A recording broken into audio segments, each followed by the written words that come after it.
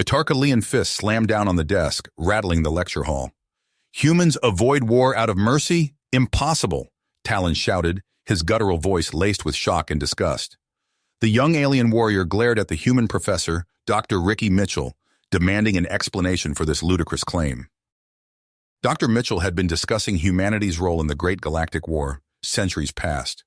But instead of regaling the class with tales of epic human conquests and military triumphs, the professor described how humans largely avoided direct combat. They used diplomacy, economic pressure, and selective alliances to achieve their aims, a strategy completely alien to the Tarkalian worldview. To Talon and his kind, a species' worth was measured in strength of arms and ruthless domination of foes. The notion that humans deliberately held back, that they could have crushed their enemies but chose not to, out of this bizarre concept called mercy, it defied everything Talon knew to be true. If the humans possessed the power to win decisively, why not use it? Murmurs of unease rippled through the lecture hall as Talon confronted Dr. Mitchell. Students from myriad races shifted uncomfortably, their own cultural biases challenged by this fierce clash of ideologies. The human professor attempted to explain the complex ethical reasoning behind humanity's conduct. He spoke of the horrors of Earth's past wars and the desire to seek less destructive paths. He alluded to mankind's great technological prowess, hinting that human restraint came from wisdom, not weakness. But his words fell on deaf ears. Talon rejected these arguments, his worldview too rigid to accommodate such outlandish ideas. As the class ended, the young Tarkalian sat in turmoil, his long-held beliefs shaken to the core. The true nature of strength, the meaning of mercy, everything he once knew with zealous certainty had been cast into doubt, and far more than one student's stubborn convictions hung in the balance. The repercussions of human mercy would send shockwaves across the galaxy, forcing all races to question the very foundations of their civilizations. The future of all sentient life might well hinge upon who was right, the battle-hungry Tarkalian or the merciful humans. Talon burst out of the lecture hall, his mind a tempest of conflicting thoughts and emotions. The very foundations of his beliefs had been shaken by Dr. Mitchell's revelation about human mercy in the Great Galactic War. It couldn't be true. It defied everything Talon had been taught about strength, honor, and the warrior's way. He stormed across the campus grounds, his heavy footfalls pounding out a staccato rhythm of anger and confusion. Talon knew what he had to do: confront the human professors directly and demand answers. Their cowardice could not go unchallenged. The faculty offices loomed ahead, a gleaming edifice of glass and steel. Talon marched inside, ignoring the startled looks from other students and staff. He made his way to the reception desk and fixed the HFY secretary with a smoldering glare. "I need to speak with the human professors. Now!" Talon growled, his voice low and menacing. The secretary, taken aback by Talon's intensity, quickly checked the schedule. "Dr. Mitchell, Dr. Petrovich, and Dr. Gupta are available. They can meet with you in conference room 3. Talon grunted his acknowledgement and stalked off towards the designated room. He burst inside to find the 3 human professors already seated around a large oval table, their expressions calm and expectant. Dr. Mitchell spoke first. "Talon, we thought you might come to see us. Please, have a seat." But Talon remained standing, his posture rigid with almost unchecked fury. "I don't want to sit. I want answers. You claim humans avoided combat in the Great Galactic War out of mercy. That's not strength, that's cowardice. How can you justify such dishonor?" Dr. Petrovich leaned forward, her green eyes intense. "Talon, you must understand, humans had developed technologies during the war that could have utterly destroyed our enemies, but we chose not to use them." "Why not?" Talon demanded. "If you had the power to win, to crush your foes, why hold back?" Dr. Gupta spoke up, his voice soft but firm. "Because we understood the cost, Talon, the catastrophic loss of life on all sides that would result from unleashing our full capabilities. So we sought other paths to victory." Dr. Petrovich nodded. "We focused on diplomacy, economic sanctions, forming alliances with other species. War is not always the answer, Talon. There are other forms of strength." Talon shook his head vehemently. "Strength is the ability to dominate your enemies, to prove your worth in combat. The Tarkalian way is the way of the warrior. And yet, here we are, Dr. Mitchell said softly, centuries later, with a fragile peace holding the galaxy together. A peace won not through conquest, but through cooperation and compromise. Talon fell silent, his anger slowly draining away, replaced by a gnawing uncertainty. The human perspective was so alien, so contrary to everything he believed. And yet, could there be some truth to it? Dr. Gupta seemed to sense Talon's inner turmoil. We don't expect you to change your entire worldview in one conversation, Talon, but we invite you to keep an open mind. Attend some of our other lectures and seminars. Learn more about human philosophy, ethics, and history. You may find that strength comes in many forms. Talon hesitated, torn between his ingrained warrior ethos and a growing curiosity about the human way of thinking. Finally, he gave a curt nod. I will consider it. With that, Talon turned and left the conference room, his steps slower and more measured than when he arrived. The meeting had not quelled his doubts, only multiplied them. As he walked, a figure detached itself from the shadows of the hallway and fell into step beside him. I couldn't help but overhear your conversation with the professors, a female voice said. Talon turned to see Zara, a brilliant Aksari student he'd noticed in some of his classes. Her eyes sparkled with intelligence and a hint of mischief. You showed great courage in confronting them directly, Zara continued. I too have been fascinated by human culture and their role in the Great Galactic War. I've been conducting my own research. Talon raised an eyebrow, intrigued despite himself. And what have you found? Zara smiled enigmatically. Many things. Enough to make me question the official histories we've been taught. I believe there's far more to the story of humanity's actions during the war than meets the eye. She paused, her expression turning serious. Talon, I think we should work together to uncover the truth. Our species, the galaxy itself, may depend on it. Talon considered her words, feeling the weight of destiny pressing upon him. He had set out to challenge the humans' perceived cowardice, but now found himself embarking on a far greater journey, one that could reshape the very fabric of galactic society. He met Zara's intense gaze and nodded slowly. Where do we start? Talon's footsteps echoed through the halls of the Interspecies Academy as he made his way to yet another human lecture. Weeks had passed since his confrontation with the professors, and his thirst for knowledge had only grown. Today's topic, just war theory and human military ethics. He slipped into the auditorium, nodding briefly at Zara, who sat a few rows ahead. The lights dimmed, and a holographic display flickered to life, showing images of Earth's historical conflicts. Throughout human history, began the lecturer, we've grappled with the morality of warfare. The concept of just war emerged as a framework to guide our military decisions. Talon leaned forward, his attention rapt. The lecturer explained principles like proportionality, discrimination between combatants and civilians, and the importance of exhausting peaceful alternatives before resorting to violence. As the presentation continued, Talon's mind reeled. The humans' approach to conflict was so far removed from Tarkalian philosophy that it bordered on incomprehensible, and yet he couldn't deny a grudging respect for their commitment to minimizing unnecessary suffering.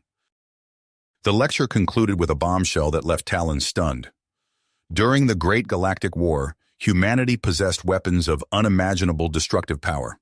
The Nova Cannon could obliterate entire planets. The Singularity Drive created artificial black holes capable of swallowing enemy fleets whole. Murmurs of shock rippled through the audience. Talon's fists clenched involuntarily. If the humans had such devastating technology, why hadn't they used it? The Tarkalian way would have been to crush their enemies without hesitation. As students filed out of the auditorium, Talon remained rooted to his seat, lost in thought. He barely noticed Dr. Mitchell's approach until the professor spoke. You seem troubled, Talon. Care to share your thoughts? Talon looked up, his eyes blazing with a mix of confusion and curiosity. Why? He asked simply. Why hold back such power? Dr. Mitchell smiled sadly. That's a complex question with no easy answer. Perhaps we could discuss it further. If you're interested, I'd be willing to offer you some additional guidance on human philosophy and ethics. Talon hesitated, then nodded. I would appreciate that, Professor. Over the following weeks, Talon divided his time between regular meetings with Dr. Mitchell and clandestine research sessions with Zara. The human professor opened Talon's eyes to humanity's turbulent past, world wars, nuclear standoffs, and the near extinction of their species. We learned the hard way that great power demands even greater responsibility, Dr. Mitchell explained during one of their talks. The scars of our history remind us to always seek peaceful resolutions first. Meanwhile, Zara's investigations yielded more concrete evidence of humanity's pivotal role in the Great Galactic War. Ancient transmission logs, redacted military reports, and whispered accounts from long-lived species all pointed to a carefully orchestrated human strategy of measured intervention and behind-the-scenes diplomacy. They shaped the entire outcome of the war without most races even realizing it, Zara marveled, her eyes gleaming with excitement. But Talon, if this information got out, it could destabilize everything. The power dynamics of the galaxy would be thrown into chaos. Talon nodded gravely, feeling the weight of their discoveries. His worldview, once so certain, now felt like shifting sand beneath his feet. The more he learned of human wisdom and restraint, the more he questioned the relentless aggression ingrained in Tarkalian culture. Yet embracing these new ideals came with its own perils. Talon knew that many of his people would view such a shift as nothing short of betrayal. He'd already noticed suspicious glances from some of his Tarkalian classmates, wary of his newfound interest in human studies. As Talon grappled with his internal conflict, a new threat loomed on the horizon. Whispers reached his ears of a growing movement among hardline Tarkalians. They spoke of reigniting the flames of war, of proving Tarkalian dominance once and for all. Talon realized that his journey of understanding was no longer just a personal quest. The knowledge he'd gained, the perspectives he'd absorbed, might be the key to preventing another devastating conflict. But could he find a way to bridge the gap between human restraint and Tarkalian aggression before it was too late? With renewed purpose, Talon strode towards Dr. Mitchell's office. It was time to put his newfound knowledge to the test and find a way to preserve the hard-won peace that now hung in the balance. Talon's fingers flew across the holographic interface, sifting through encrypted data files with practiced ease. Beside him, Zara's eyes darted back and forth, absorbing information at a dizzying pace. The dim light of the research lab cast long shadows across their faces as they delved deeper into humanity's hidden past. "Look at this," Zara whispered, her voice tinged with awe. She projected a three-dimensional schematic into the air between them. "The Nova Cannon. It's incredible." Talon leaned in, studying the intricate design. The weapon's destructive potential was clear even from the technical specifications. "A single shot could vaporize an entire planet," he murmured, a chill running down his spine. As they continued their clandestine research, more revelations emerged. The singularity drive, capable of bending space-time itself, would have rendered humanity's fleets virtually unstoppable. Yet these formidable technologies remained unused, hidden away as the galaxy teetered on the brink of annihilation. Days turned into weeks as Talon and Zara pieced together the full extent of humanity's arsenal. Each discovery left them more bewildered than the last. How could a species possess such overwhelming power and choose not to wield it? Seeking answers, Talon found himself once again outside Dr. Mitchell's office.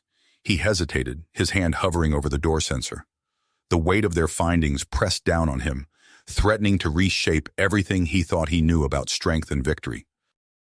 "Come in, Talon," Dr. Mitchell called from inside as if sensing his presence. The office was bathed in warm light, shelves lined with ancient paper books, and holographic displays showing star charts and historical footage. Dr. Mitchell sat behind his desk, his weathered face etched with lines of wisdom and sorrow.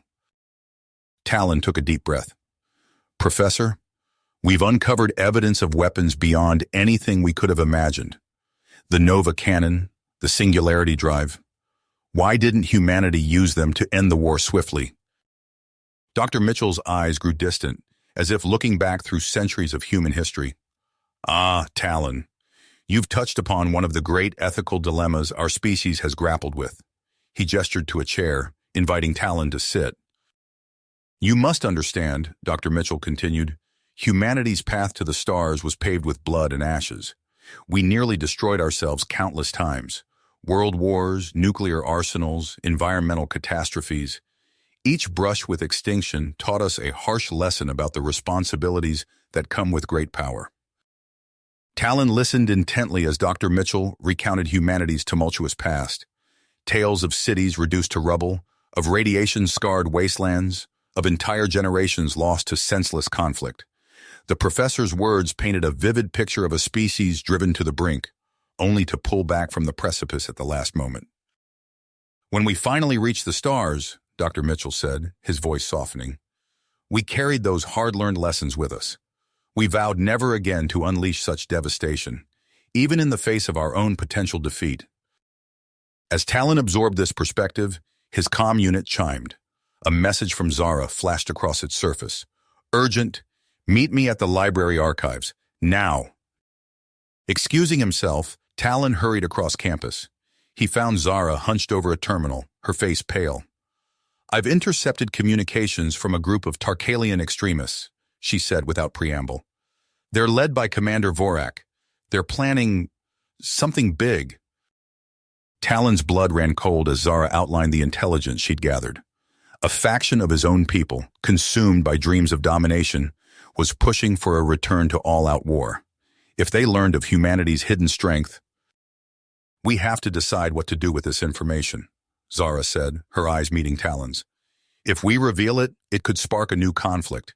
If we don't, Talon nodded grimly, understanding the impossible choice before them.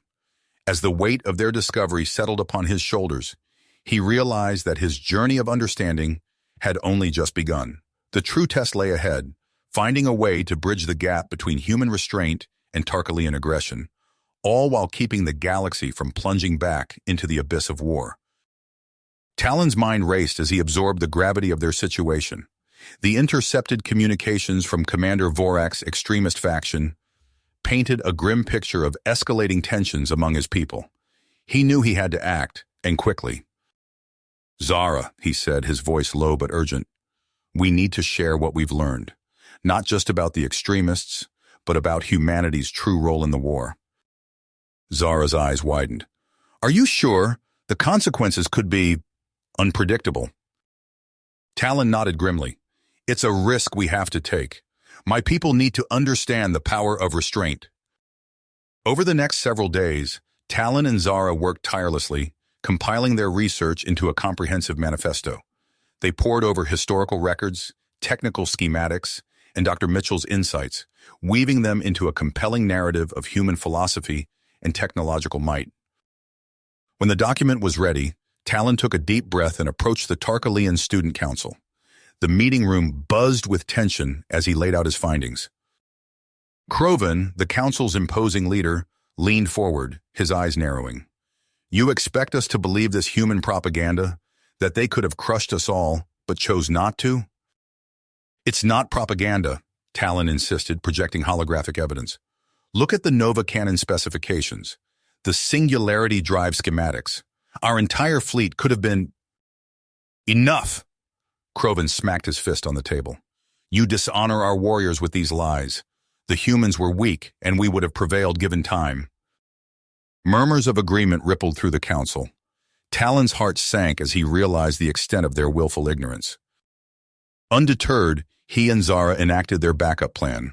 That night, they uploaded their manifesto to the Galactic Network, bypassing official channels to reach the Tarkalian public directly. The response was immediate and explosive.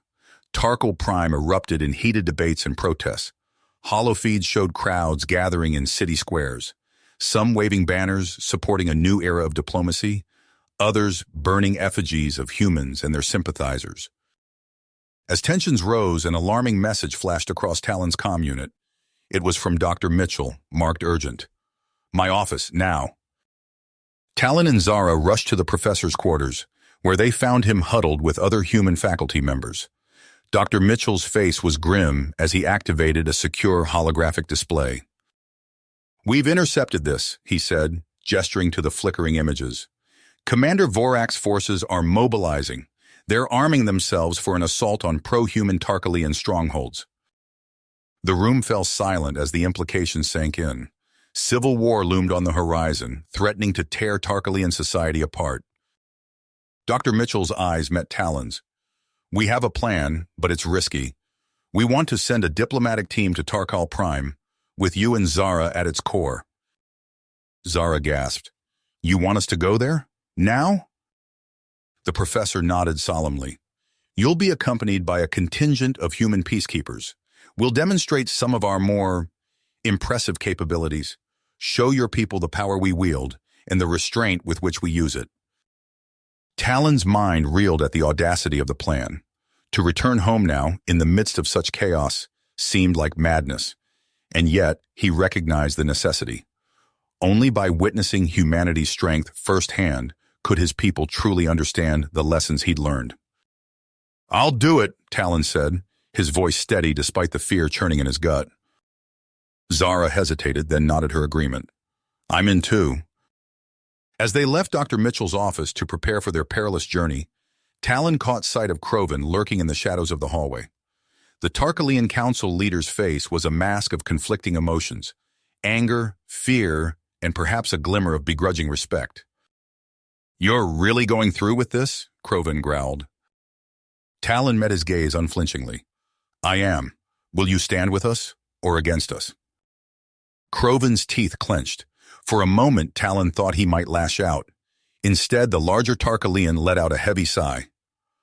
"I'll ensure the Council doesn't interfere, but don't expect me to support this madness openly." It wasn't much, but it was a start. As Talon and Zara boarded the sleek diplomatic vessel bound for Tarkal Prime, he couldn't shake the feeling that the fate of two worlds, and perhaps the entire galaxy, rested on their shoulders.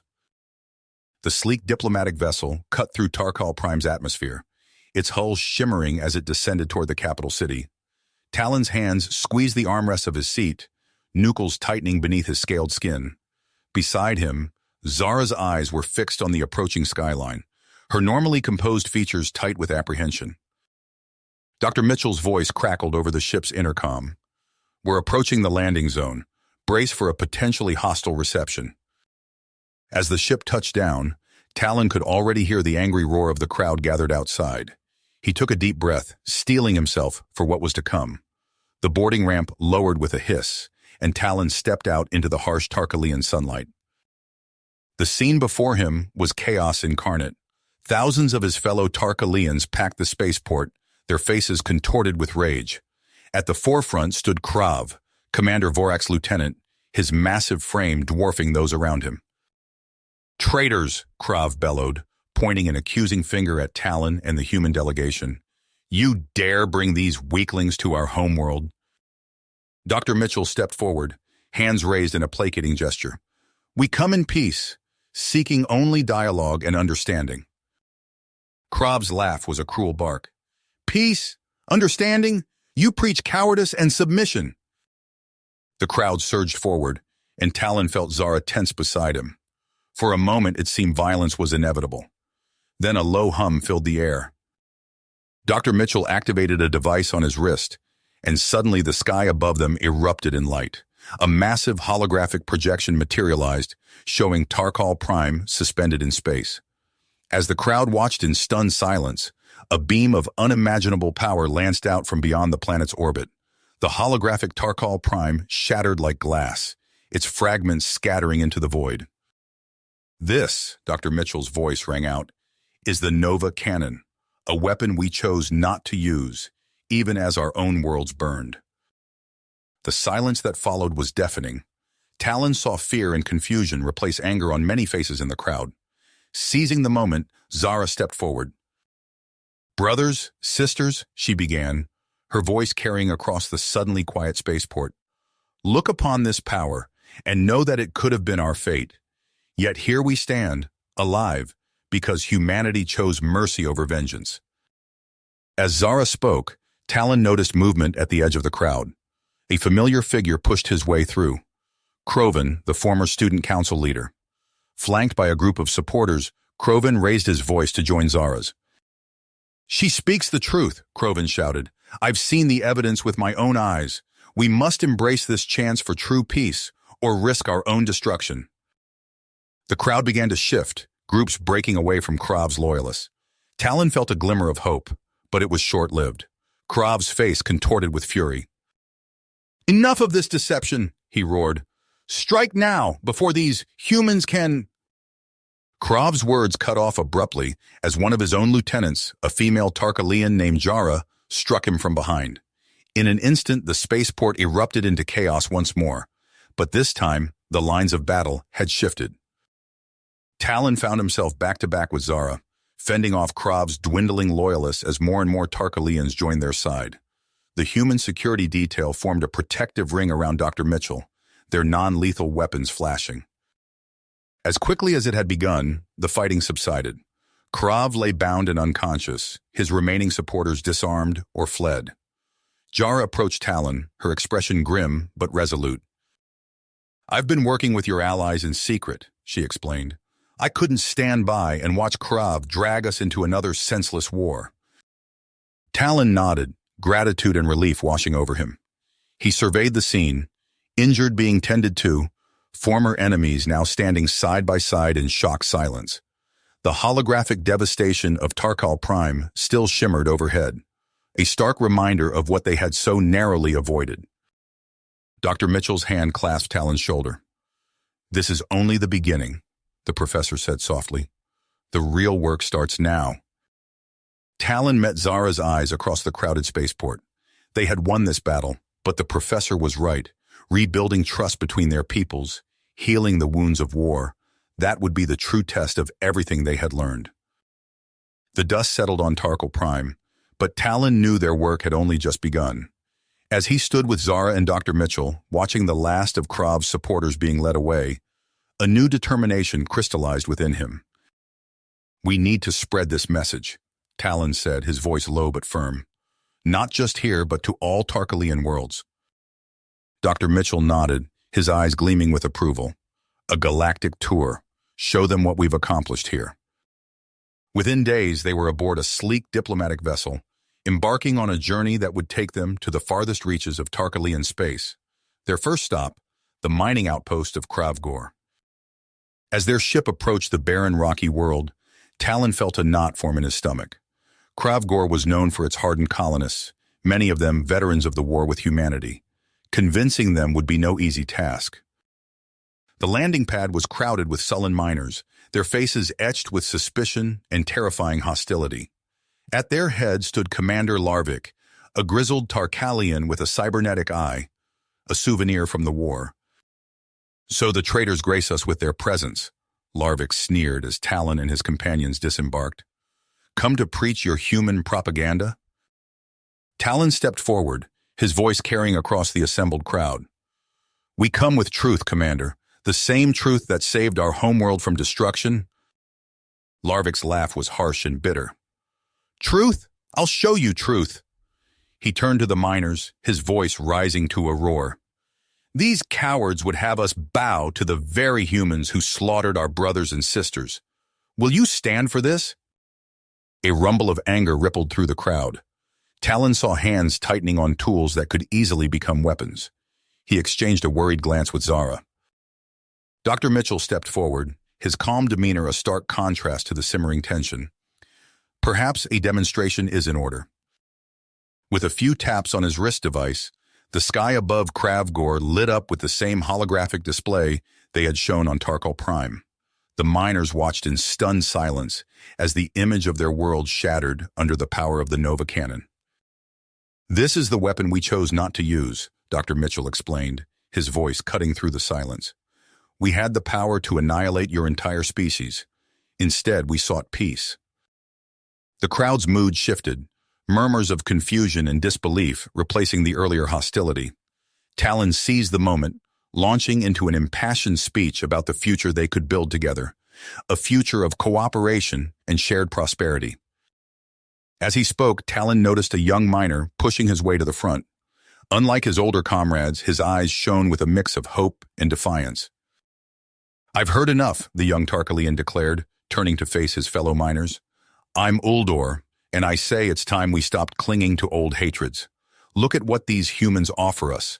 A chance to be more than just warriors and conquerors. Larvik sputtered in rage, but Uldor's words had struck a chord. More and more miners nodded in agreement, the atmosphere shifting from hostility to cautious optimism. As they prepared to leave Kravgor, Uldor approached Talon. I want to join you, he said, his voice filled with grit. Let me help spread this message to other young Tarkalians. Talon clasped Uldor's arm, recognizing a kindred spirit. Welcome aboard. Their tour continued, gathering momentum with each world they visited.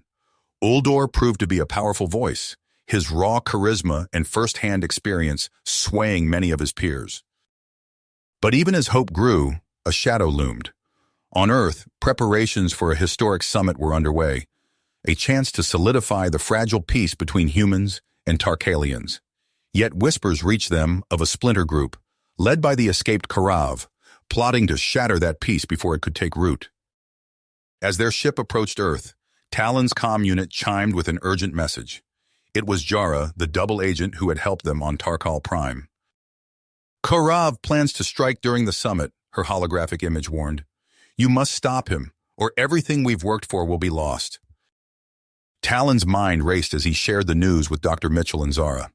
They had come so far, inspired so many. Now, with the fate of 2 species hanging in the balance, they faced their greatest challenge yet. The Earth Summit marked a turning point in galactic history. As delegates from both species filed out of the Grand Assembly Hall, Talon caught Zara's eye. A shared look of triumph passed between them, tinged with the weight of responsibility that now rested on their shoulders. Dr. Mitchell approached, his face etched with a mixture of pride and dedication. We've laid the groundwork, he said, his voice low. Now comes the real challenge. In the weeks that followed, Talon found himself at the center of a whirlwind of activity. The concept of a galactic reconstruction corps took shape, evolving from late-night strategy sessions into a tangible reality. Recruitment centers sprang up across Tarkal Prime and its colonies, drawing idealistic young Tarkalians eager to reshape their society's militant image. Talon stood before a group of fresh-faced recruits, their scaled features a mix of excitement and apprehension. You're here because you believe in a future beyond conflict, he said, his voice carrying across the training grounds. Together, we'll build that future, one world at a time. Meanwhile, Zara immersed herself in the intricacies of human engineering. She pored over schematics and blueprints, working tirelessly to adapt Earth's most efficient technologies for use across diverse alien environments. Dr. Mitchell's guidance proved invaluable, his decades of experience helping to navigate the complex web of interspecies politics. The Corps' inaugural mission to Draxus 7 loomed large. As their ship descended through the planet's atmosphere, Talon's breath caught in his throat. The devastation below was staggering. Entire cities reduced to rubble, vast swathes of land scorched beyond recognition. By the void, Uldor whispered, his young face pale with shock. Talon set his jaw, pushing aside the guilt that threatened to overwhelm him. This is why we're here, he said firmly, to make this right. The Araxian greeting party that met them was far from welcoming. Colonel Hrusk, a battle-scarred veteran with cybernetic limbs, regarded the Corps with open hostility.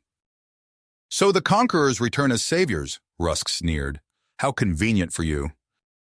Talon stepped forward, meeting the colonel's glare unflinchingly. We're here to work, he said simply. Nothing more, nothing less. Over the following weeks, the Corps threw themselves into the monumental task of rebuilding. Human-designed prefab shelters rose from the ashes, while Tarkalian muscle and ingenuity tackled the challenges of water purification in the contaminated landscape. Slowly, grudgingly, the Araxians began to see the Corps as more than just invaders in a new guise.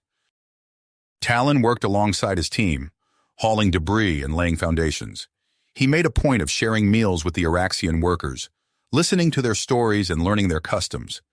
It was during one such meal that he overheard a whispered conversation that set alarm bells ringing.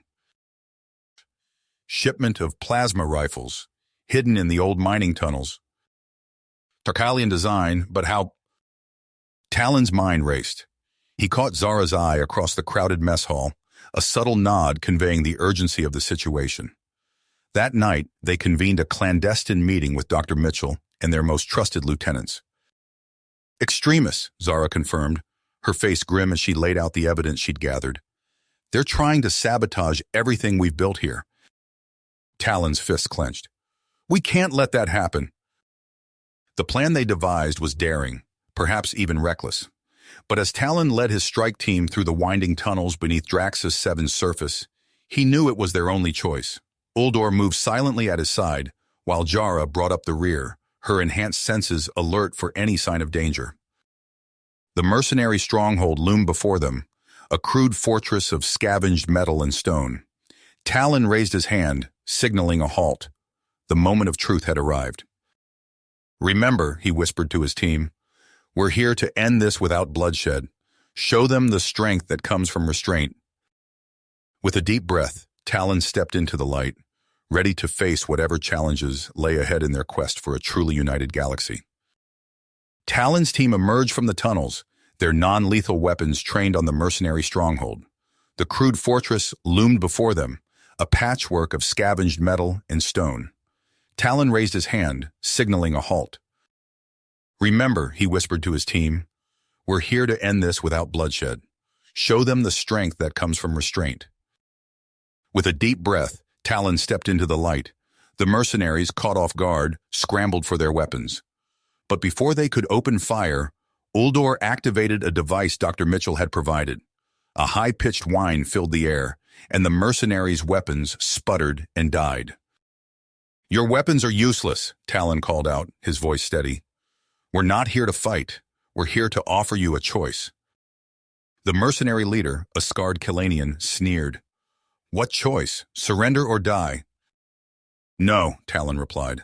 A choice to be part of something greater. To build instead of destroy.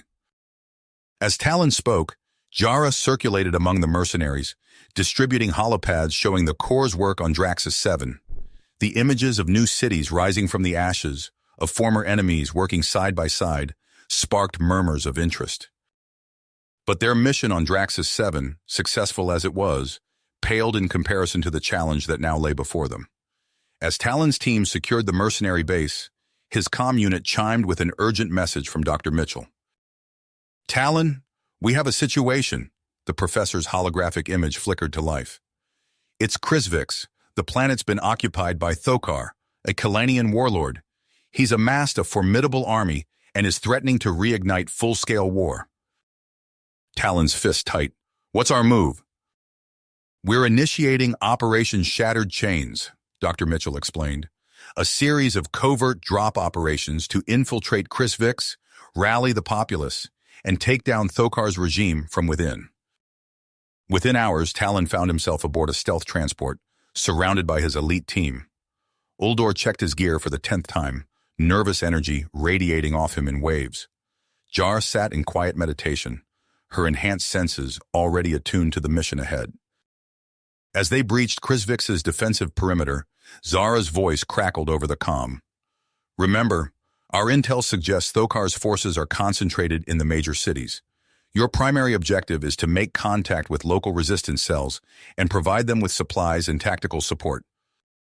The transport shuddered as it entered Krisvix's atmosphere. Through the viewports, Talon could see the planet's surface, once lush and green, now scarred by the occupying forces. Dropping in 60 seconds, the pilot announced. Talon looked at his team, meeting each of their eyes in turn. No speeches were necessary. They all knew what was at stake. The drop bay doors opened with a hiss, revealing the nighttime skyline of Krisvix Prime below. Talon took a deep breath, then leapt into the void, his team close behind. As they plummeted towards the city, their stealth suits rendering them nearly invisible, Talon's mind raced with the challenges ahead. They landed silently in an abandoned industrial sector, quickly stowing their chutes and activating their holomaps. Uldor pointed to a blinking indicator. Resistance safe house, half a click north. As they moved through the shadows of the war-torn city, evidence of Thokar's brutal regime was everywhere. Propaganda hollows flickered on building facades, while armed patrols stalked the streets.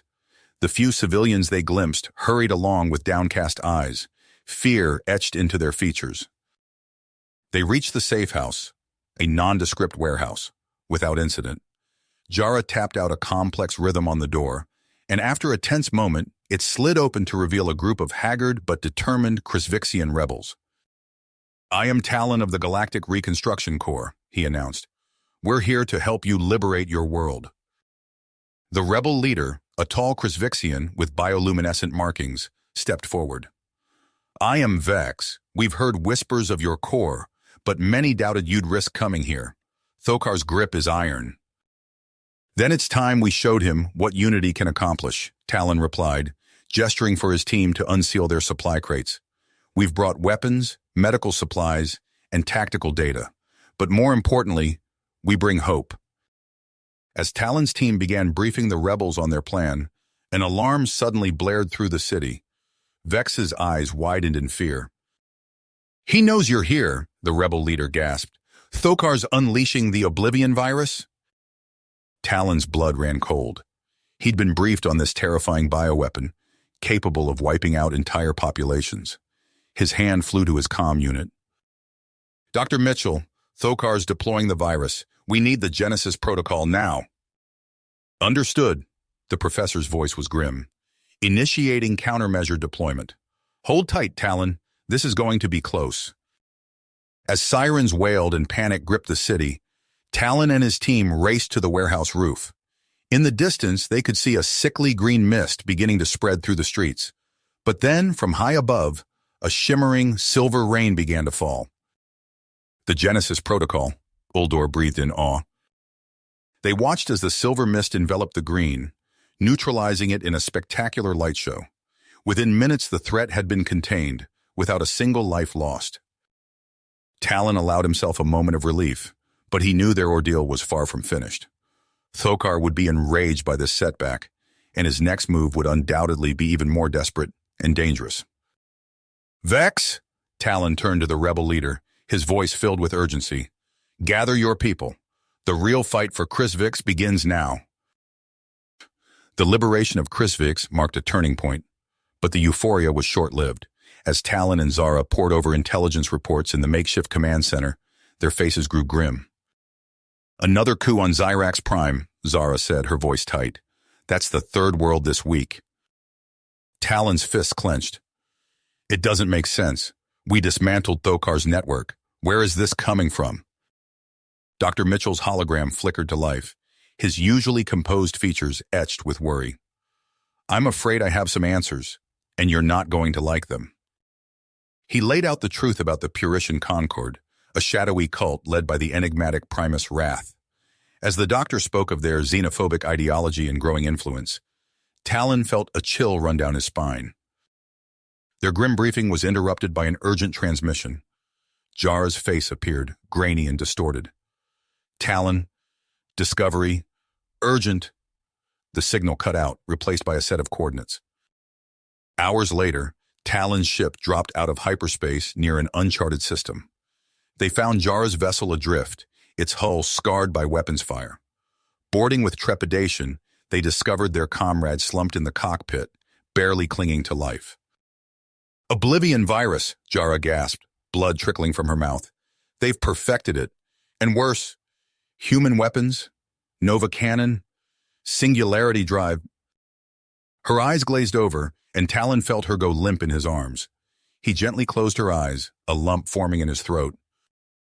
The journey back to GRC headquarters was tense and silent. As they approached, alarms blared. The station was under attack. "Conquered forces!" Zara snarled, bringing their ship in low and fast. They fought their way through corridors littered with bodies, the air thick with smoke and the scent of ozone. Concord zealots hurled themselves at them with suicidal fervor, screaming about purification and the taint of alien influence. In the heart of the command center, they found Dr. Mitchell and the surviving human envoys barricaded behind makeshift defenses. The doctor's face was ashen as he revealed the extent of the Concord's infiltration. "Even your own people, Talon," he said softly. "They've turned some of your highest-ranking officers." A movement caught Talon's eye. Uldor emerged from the shadows, his eyes wild and unfocused. "For the purity of the galaxy!" he screamed, raising a weapon towards Dr. Mitchell. Time seemed to slow. Talon saw the finger tightening on the trigger. He saw the years of friendship, of mentorship, flash before his eyes. And then he saw his own blaster rise, felt the recoil as he fired. Uldor crumpled, a look of confusion replacing the manic gleam in his eyes. Talon knelt beside his old friend, watching the light fade from his gaze. In the stunned silence that followed, alarms continued to blare. Reports flooded in of worlds falling to Concord influence, of the virus of ideology spreading unchecked. The threat of the perfected Oblivion virus loomed large, along with the terrifying potential of humanity's most destructive technologies in conquered hands. Talon looked at Zara, saw the same conflict raging in her eyes that he felt in his heart. The path of diplomacy and mercy that had brought them this far now seemed woefully inadequate in the face of such implacable hatred. "We need to move," Dr. Mitchell urged. "Our only chance is to strike at the heart of the Concord before they can unleash their full arsenal." Talon nodded grimly, his mind racing. As they prepared for what might be their final mission, he grappled with an impossible choice.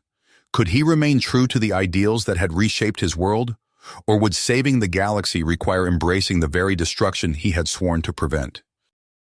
The hangar bay doors opened, revealing the stars beyond.